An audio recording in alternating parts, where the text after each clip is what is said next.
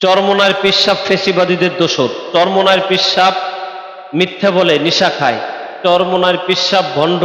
চরমোনাইর পিসাব জমি থেকে মানুষের জমি আত্মসাৎ করে খায়। চরমোনাইর পিসাব মানুষের জাগা জমি দখল করে খায়। চরমোনাইর পিসাব মানুষের টাকা আত্মসাৎ করে খায়। মাদ্রাসা যে দান করে এই টাকাগুলো আত্মসাৎ করে খায়।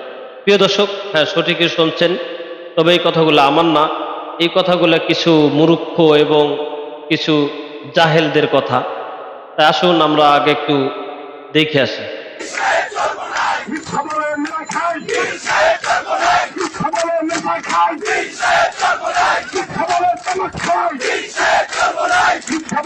আসলে এটা দেখার পরে আমাদের জন্য লজ্জাজনক, গোটা বাংলাদেশের মুসলমানদের জন্য লজ্জাজনক। কারণ এমন একজন যিনি খানকায় পীর ময়দানে বীর, এমন একজন জাতীয় রাহাবার যিনি 16 বছর পর্যন্ত অন্যায়ের প্রতিবাদ করছেন এবং জুলুমের বিরোধিতা করছেন এবং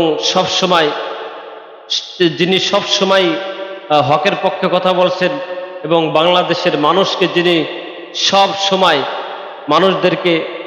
বাংলাদেশের মানুষকে সঠিক পথ দেখাইছেন, তার বিরুদ্ধে এরকম কোনো কথা বলা আসলে কারো শোভা পায় না।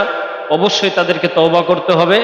যদি তারা তওবা না করে তাহলে অবশ্যই তাদের ধ্বংস, তাদের বিপদ, তাদের ধ্বংস অনিবার্য। শুধু তারাই বলে না যে চরমোনাইর পিসাব মানুষের জাগা জমি দখল করে খায়, এরকম কোনো প্রমাণ কারো কাছে আছে? এরকম প্রমাণ যদি থাকে দেখান। চরমোনাইর পিসাব নিশা খায়, মিথ্যে বলে, এরকম কোনো প্রমাণ আছে? এরকম কোনো প্রমাণ নাই।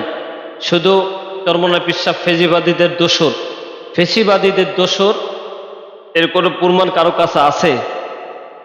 থাকলে দেখান। কারণ তাদের বিরুদ্ধে সবাই শুধু অপবাদ দেয়, তাদের বিরুদ্ধে কখনো কেউ সঠিক, আজও পর্যন্ত কেউ কোনো সঠিক অভিযোগ আইনে জাতির সামনে দেখাইতে পারে নাই। শুধু তারাই নাই, আমাদের কিছু নামদারি কিছু আলেম আছে, আমাদের কিছু উলামাই ইস্যু আছে, তারাও তাদের বিরুদ্ধে অনেক মিথ্যা, অনেক রকমের অনেক কথাবার্তা বলে। আমরা শুনছি যে অনেক আলেমদেরকে যদি প্রশ্ন করা হয়, যারা এদেরকে বিরোধিতা করে, তাদের কাছে অন্য কোনো প্রশ্ন তাদের কোনো উত্তর আসে না। শুধু একটা উত্তর অনেক উলামা ইকরামই দিচ্ছেন, অনেকে বলেন যে তাদের উস্তাদ থেকে শুনছেন।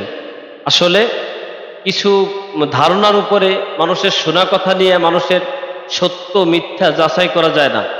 আর আমরা দেখি অনেক বড় বড় কুতুবরাই অনেক সময় বলে, আর যেই কুতুবরাই বিভ্রান্ত সৃষ্টি করে।